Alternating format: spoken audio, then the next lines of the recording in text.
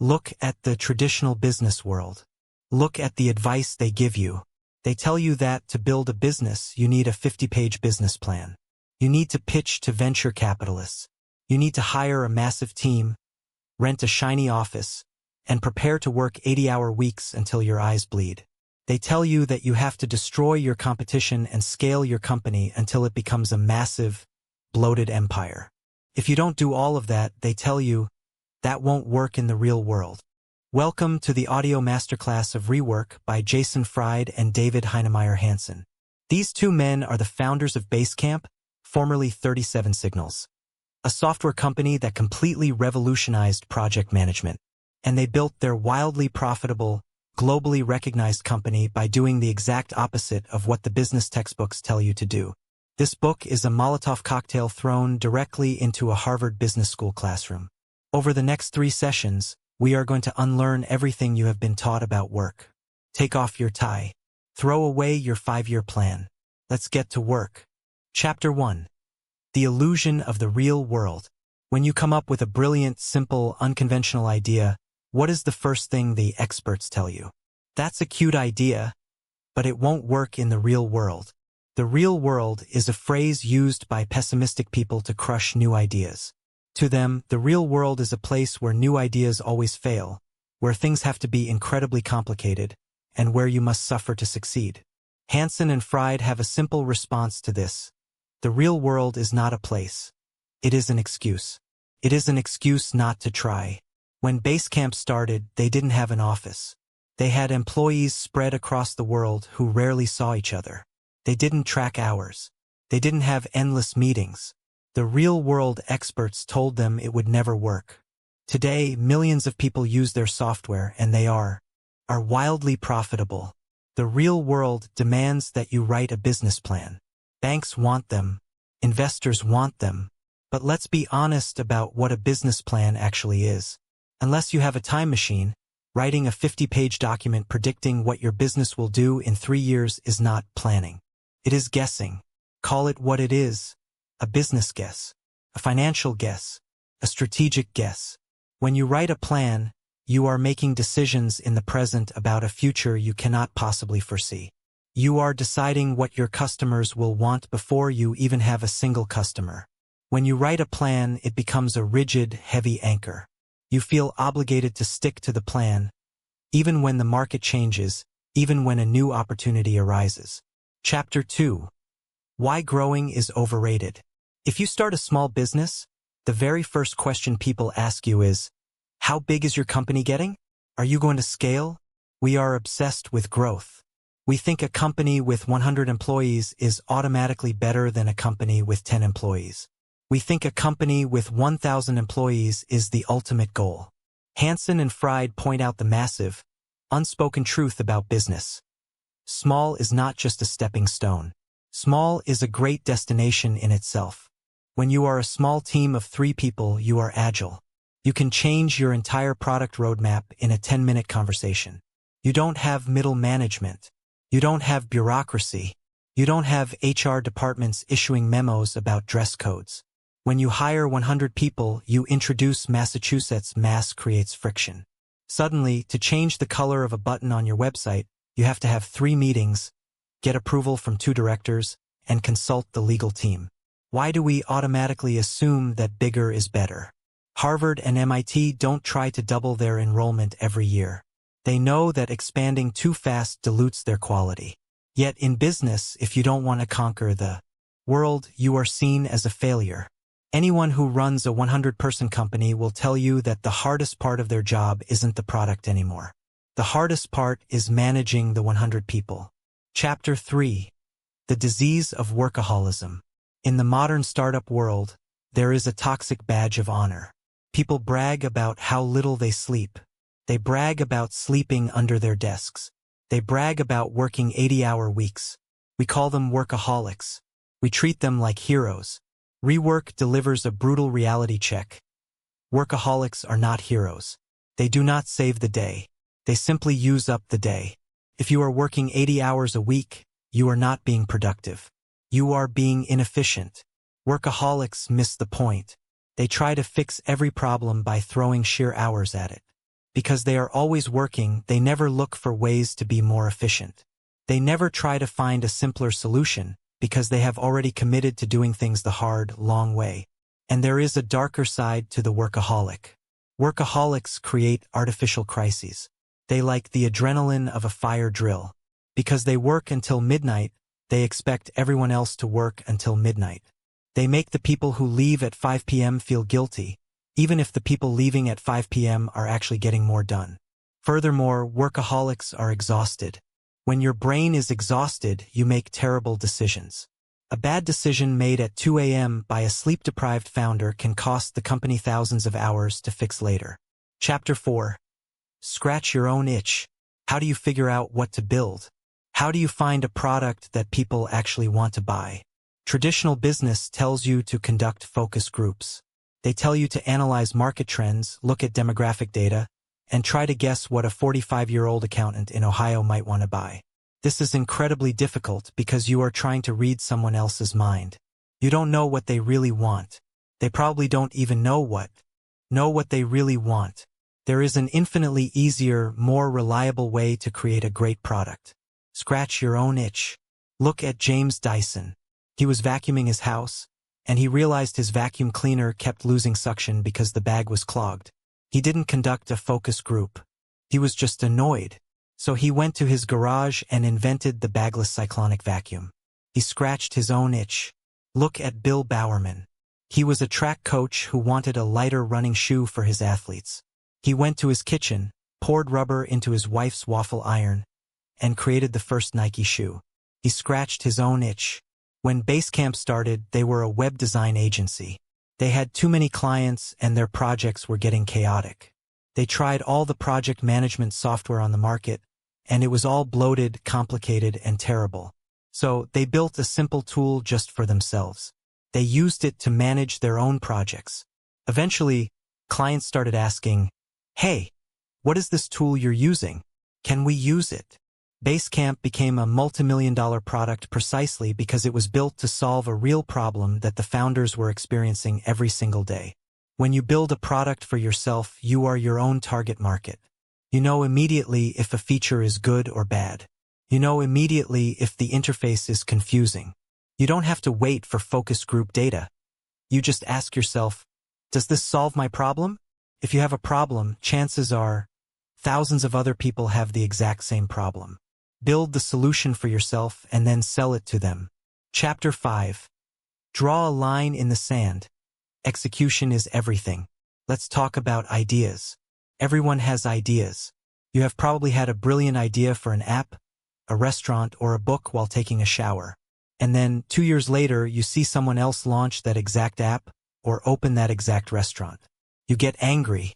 You say, "Hey, they stole my idea." Janson and Fried have no sympathy for you. Ideas are cheap and plentiful. The actual original idea is worth essentially zero. The only thing that matters is execution. So why didn't you execute your idea? The number one excuse people use is, "I don't have the time. I have a full-time job. I have kids." This is a lie. There is always enough time if you spend it right. If you want to start a business, you do not need to quit your job and risk your entire life savings. You just need to squeeze out a few hours a week. What are you doing between 9 p.m. and midnight? Are you watching Netflix? Are you playing video games? Are you scrolling social media? Take 1 hour a night. That is 7 hours a week. That is enough time to start building a prototype. That is enough time to write a blog post. That is enough time to code a basic landing page. When you finally start building, you have to decide what your company actually stands for. A great business must have a backbone. You must draw a line in the sand. If you try to please everyone, you will build a mediocre product that pleases no one. Look at Southwest Airlines. They drew a line in the sand. They decided they were going to be cheap, on time, and friendly. They decided they were not going to have first-class seats, they were not going to serve meals, and they were not going to have assigned seating. Some people hate Southwest Airlines for this. They demand assigned seats and first-class cabins. Southwest Airlines does not care. They tell those people to go fly Delta. Chapter 6. Embrace constraints, the blessing of less.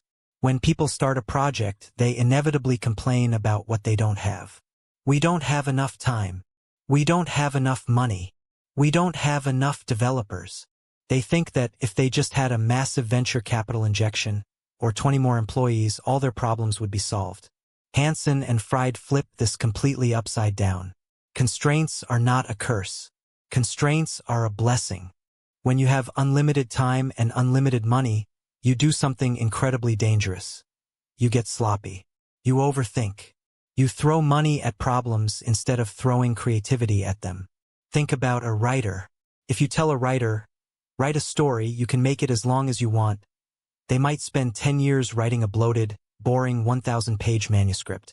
But if you tell a writer, write a story in exactly 6 words, you force them to be brilliant. Ernest Hemingway famously did this. For sale. Baby shoes, never worn. Constraints force you to strip away the fat. If you only have 2 weeks to launch a feature, you cannot afford to have 3 meetings arguing about the color of a button. You have to make a decision and ship it. If you only have $1,000 to market your product, you cannot afford to buy a terrible billboard. You have to create something so remarkably interesting that people share it for free. Stop whining about what you lack. Less money, less time, and fewer people forces you to build a leaner, meaner, more focused product. When Basecamp was built, David Heinemeier Janson only had 10 hours a week to program it because he was still a university student. That extreme constraint is exactly why Basecamp is so simple and fast. He literally didn't have the time to code complicated, useless features. Embrace your constraints. They are the boundaries that will define your masterpiece. Chapter 7. Build half a product, not a half-assed product. You have a grand vision for your product. You have a list of 100 features you want to build, but you are constrained. You only have a few months before you run out of money. What do most companies do? They try to build all 100 features, but because they are rushed, they build 100 terrible features. They build a product that technically does everything but does nothing well. They build a half-assed product. Janson and Fried offer a different path. Build half a product. Take your list of 100 features. Cross out 50 of them. Throw them in the trash. Now you have 50 features. Cross out 25 more. Take the remaining 25 core, absolute essential features, and build them with obsessive, beautiful perfection. Think about a Swiss Army knife. It has a tiny saw, a tiny pair of scissors, a toothpick, and a corkscrew. It is okay at cutting string, but it is terrible at chopping an onion. Now think of a professional chef's knife. It only does one thing, cuts, but it cuts with absolute perfection. If you are a small team, you cannot afford to build a Swiss Army knife. You must build the chef's knife. You must figure out what the absolute epicenter of your product is. If you are opening a hot dog stand, the epicenter is the hot dog. It is not the napkins. It is not the sign. It is not the ketchup dispenser. If you have the best sign in the world but a terrible hot dog, you have failed. Find your hot dog. Put 100% of your constrained energy into making that one thing undeniably great. When deadlines get tight, do not ask your team to work 80-hour weeks to hit the deadline. Do not push the deadline back. Cut the scope. Keep the deadline fixed and chop the features in half. A great, simple product delivered on time will always beat a bloated, broken product delivered 6 months late. Chapter 8. The Interruption Factory, Death TO Meetings. Let's talk about the modern corporate office. Companies spend millions of dollars leasing beautiful office spaces. They buy ergonomic chairs. They provide free snacks. And yet, if you ask an employee, where do you go when you really need to get something done? What do they say? They say, I go to a coffee shop, or I go to the library, or I come in at 6 a.m. before anyone else gets here. No one actually gets work done at work. Why? Because the modern office is not a place of business. It is an interruption factory. To do great work, you need long, uninterrupted stretches of time. You need the alone zone. It takes your brain 15 to 20 minutes just to enter a state of deep flow. If a manager taps you on the shoulder and says, "Hey, got a sec?" They didn't just steal 1 second. They completely shattered your flow state. It will take you another 20 minutes to get back to where you were. If this happens 4 times a day, your entire day is destroyed. You have accomplished nothing. And the absolute worst, most toxic interruption of all? Meetings. Janson and Fried hate meetings with a fiery passion. Meetings are not work. Meetings are places where words go to die. Let's look at the actual math of a meeting. If you schedule a 1-hour meeting and invite 10 people, that is not a 1-hour meeting. That is a 10-hour meeting. You just stole 10 hours of human productivity from your company. Was the outcome of that meeting worth 10 hours of labor? Almost never. Meetings usually consist of 1 person talking, 3 people checking their phones under the table, and 6 people wondering why they are there. They end with no clear decisions, only an agreement to schedule another meeting to circle back. Chapter 9. Underdo your competition. If a competitor adds a new feature to their product, the corporate instinct is panic. Oh no! They have a calendar integration. We need to build a calendar integration. And we need to add a weather widget just to beat them. This is the Cold War of business. It is a feature arms race. And it is a trap. If you try to outfeature your competitor, you are playing their game. You are fighting on their turf. You are letting them dictate your product roadmap. And worse, your product becomes a bloated, confusing, unnavigable mess. Janson and Fried offer the ultimate contrarian strategy. Underdo your competition. Do less than your competitors. Intentionally. If they add 5 features, you add 0. Instead of trying to be everything to everyone, be the simple, elegant, perfectly clear alternative. If your competitor's software requires a 50-page manual and a 3-day training seminar just to log in, that is their weakness. Your strength should be that your software can be understood by a 5-year-old in 3 seconds. There is a massive, underserved market of customers who are sick and tired of complex, bloated products. They don't want a spaceship. They just want a really good bicycle. The lesson: defend your product against feature creep. Learn to say no. Say no to your competitors. Say no to your sales team. Say no to your own customers. If a vocal minority of customers demands a hyper-specific, complicated feature that will ruin the simplicity of the product for the other 90% of your users, say no. Let those customers go to your competitor. Let your competitor deal with the bloated code and the customer support nightmares. Keep your product lean. Make it the undisputed champion of simplicity. Underdo the competition and you will outsmart them. Chapter 10. Good enough is fine. Judo solutions and the poison of ASAP. In the corporate world, we are addicted to the illusion of urgency. Every email is marked urgent. Every deadline is ASAP, as soon as possible. Janson and Fried declare that ASAP is poison. When you mark everything ASAP, you are telling your team that everything is an emergency. But if everything is an emergency, then nothing is an emergency.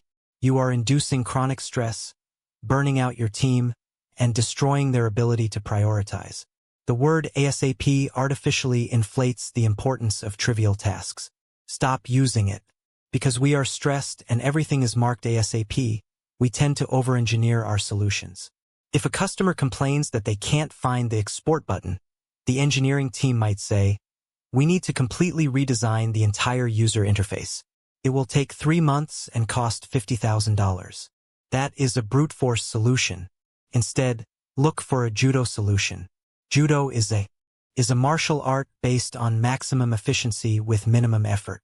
You use the opponent's momentum against them. What is the judo solution to the export button problem? Make the button bigger. Change the color to bright orange. Or add 1 sentence of text to the help page. Time cost: 5 minutes. Financial cost: $0. Is the judo solution perfect? No. Does it completely redesign the UI? No. But it is good enough. Chapter 11. Emulate a master chef. The power of teaching. Think about the great master chefs of the world. Mario Batali, Emeril Lagasse, Gordon Ramsay. What do? They run incredibly successful, wildly expensive restaurants. But what else do? They write cookbooks. They host television shows. They go on camera and show you the exact ingredients, the exact temperatures, and the exact techniques they use to make their multi-million-dollar signature dishes. Why on earth would they do that? If you look at this through a traditional business lens, it is insane. A traditional CEO would say, "Are you crazy? You are giving away our trade secrets. If you give people the recipe, they will just cook it at home, and they will never come to our restaurant. Hide the recipe. Lock it in a vault." But the master chefs know something the corporate CEOs do not. They know that sharing the recipe does not destroy the business. It builds an audience. When a chef teaches you how to cook, you don't stop going to their restaurant. Instead, you develop a deep, fanatical respect for them. You buy their cookbook, you watch their show, and when you finally visit their city, you wait in line for 3 hours to eat at their restaurant. Janson and Fried applied this exact philosophy to Basecamp. Instead of keeping their software code a secret, David Heinemeier Janson open-sourced it. He created a framework called Ruby on Rails and gave it away to the world for free. Instead of hiding their business strategies, they wrote blog posts about exactly how they ran their company. They shared their recipes. Do not try to outspend your competition. You can't. Instead, outteach your competition. Hoarding your knowledge is a massive missed opportunity. If you run a landscaping company, don't buy a billboard, host a free workshop on how to prune roses. If you are an accountant, don't buy a radio ad. Write a brilliant, free guide on how freelancers can save money on taxes. When you teach, you build a bond of trust and loyalty that a traditional advertisement could never buy. Stop selling and start teaching. Chapter 12. Nobody cares about your press release. Let's talk about public relations. When a traditional company wants to get in the news, what do? They write a press release. It usually sounds like this. Megacorp Incorporated is thrilled to synergistically announce the paradigm-shifting launch of our new dynamic enterprise solution. It is robotic. It is boring. It is corporate garbage. And what happens to it? A journalist receives it in their email, rolls their eyes, and immediately deletes it. Nobody cares about your press release. Narrator, go behind the scenes. If you want people to talk about your company, you have to do 2 things. First, you have to sound like a human being. Write your emails and your website copy exactly how you would speak to a friend at a bar. Ditch the jargon. Second, you have to show the grit. People love the behind the scenes. Think about why DVD extras and making of documentaries are so popular. People don't just want to see the polished, perfect movie. They want to see the director screaming. They want to see the stuntman crashing. They want to see the reality of how the sausage is made. Share your flaws. Share your struggles. If your server crashes, don't write a sterile corporate apology. Write a blog post detailing exactly how the server caught on fire, how you panicked, and how you fixed it. When you show the behind the scenes, you become human. And humans want to buy from other humans, not from faceless, synergistic megacorporations. Chapter 13. The illusion of the resume, how to hire. Eventually, your lean, brilliant company is going to succeed. And eventually, you will have to hire someone. Hiring is the most dangerous thing you can do to your company. Hiring the wrong person introduces massive friction, drama, and financial drain. So how do most companies hire? They ask for a resume. Rework argues that resumes are a joke. A resume is a highly exaggerated, heavily formatted list of lies. Everyone says they are a proactive, results-driven team player. Everyone pads their GPA. Everyone takes credit for projects they barely touched. You cannot learn anything real about a person from a resume. Furthermore, traditional companies rely on years of experience. They say, "We need someone with 10 years of experience." Why? If someone has been doing a job terribly for 10 years, does that make them better than a genius who has only been doing it for 6 months? Experience is just a measure of time. It is not a measure of impact. If you throw away the resume, how do you decide who to hire? Janson and Fried have a golden rule. Hire the best writer. When you are looking at a stack of applications, ignore the resumes. Read the cover letters. How did they write the letter? Did they use boring copy and paste corporate templates? Or did they write it like a real human being? Did they capture your attention in the first sentence? Were they funny? Were they clear? Writing is the ultimate proxy for thinking. If someone is a clear writer, it means they are a clear thinker. It means they know how to communicate complex ideas simply. It means they possess empathy, because good writing requires understanding what the reader needs to hear. In the modern world, 90% of our communication is text. It is email, it is Slack, it is documentation. If you hire someone who cannot write clearly, you are hiring a bottleneck. Chapter 14. Culture is not a foosball table. If you read tech blogs, you will see a million articles about company culture. Startups brag about their culture. They post pictures of their office ping-pong tables, their kegerators, their free catered lunches, and their video game rooms. Janson and Fried roll their eyes at this. That is not culture. Those are just perks. Perks are a trap. Why do you think Google gives you free dinner, free dry cleaning, and a free gym at the office? Because they never want you to go home. They are bribing you to stay at work for 14 hours a day. True culture is not created by buying a foosball table. True culture is created by action. Culture is what happens when someone makes a mistake. Does the boss scream at them, or does the boss use it as a teaching moment? Culture is how you treat your customers. Do you lie to them to make a sale, or do you tell them the honest truth? Culture is letting people go home at 5 p.m. to see their families. Narrator. Treat people like adults. The core of Basecamp's culture is incredibly simple. Treat people like adults. If you treat your employees like children, they will act like children. If you block YouTube and Facebook on the company internet, you are treating them like children. If you require a doctor's note when someone takes a sick day, you are treating them like children. If you track their hours and demand to know exactly what they were doing between 2 p.m. and 2:15 p.m., you are treating them like children. When you create a draconian environment of policies and rulebooks, you are optimizing your company for the worst 1% of your employees. You are creating a miserable prison for the 99% of your great employees just to catch the one guy who is slacking off. Chapter 15. Damage control. Own your screw UPS. No matter how good you are going to screw up. Your servers will crash. You will ship a feature with a massive bug. You will accidentally double charge a customer's credit card. No matter how good you are going to screw up. Your servers will crash. You will ship a feature with a massive bug. You will accidentally double charge a customer's credit card. Mistakes are inevitable. What defines your company is how you handle the mistake. When a traditional corporation screws up, they follow the lawyer's playbook. They go silent. They issue a press release that says, "We are currently experiencing a service interruption. We apologize for any inconvenience this may have caused." That is not an apology. That is a legal defense. It infuriates customers. Narrator. The speed of truth. Janson and Fried demand that you own your screw-ups. When something goes wrong, you must be the first person to break your own bad news. Do not let your customers find out on Twitter. Do not let rumors spread. Get in front of a microphone or get on your blog and tell the exact, unvarnished truth immediately.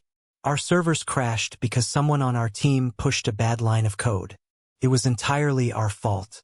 We are incredibly sorry. Your data is safe and we are working through the night to fix it. We will update you every 30 minutes until it is resolved. Notice the difference? When you apologize like a human being, something magical happens. The anger dissipates. The customers actually root for you. They understand that mistakes happen. They just want to be respected and kept in the loop. The lesson. A good apology accepts responsibility. It has no magic words. It has no "we apologize for any inconvenience." If a customer lost all their data, they are not inconvenienced. They are furious. Use words that match the gravity of the situation. Never hide behind a corporate shield. Stand up, take the punch, fix the problem, and look your customer in the eye. Conclusion. The new paradigm. We have dismantled the machine. Look back at the wreckage of the corporate rules we have destroyed. You do not need a massive bank loan to start. You do not need to work 80 hours a week to succeed. You do not need to hire 100 people and rent a shiny glass office. You do not need to sit in soul-crushing meetings, or write 50-page business plans, or fight a feature arms race with your competitors. Rework is not just a business book. It is a liberation manifesto. It is the realization that the barrier to entry has completely evaporated. The tools you need to build a massive, profitable, world-changing business are sitting on your desk right now. A laptop, an internet connection, and the courage to ignore the real-world experts. Do not wait for permission. No one is going to give it to you. Do not wait for the perfect time. The perfect time does not exist. Find your epicenter. Draw a line in the sand. Build half a product, make it brilliant, and ship it. Outteach your competitors. Treat your employees like adults. And whatever you do, do not build a Swiss Army knife.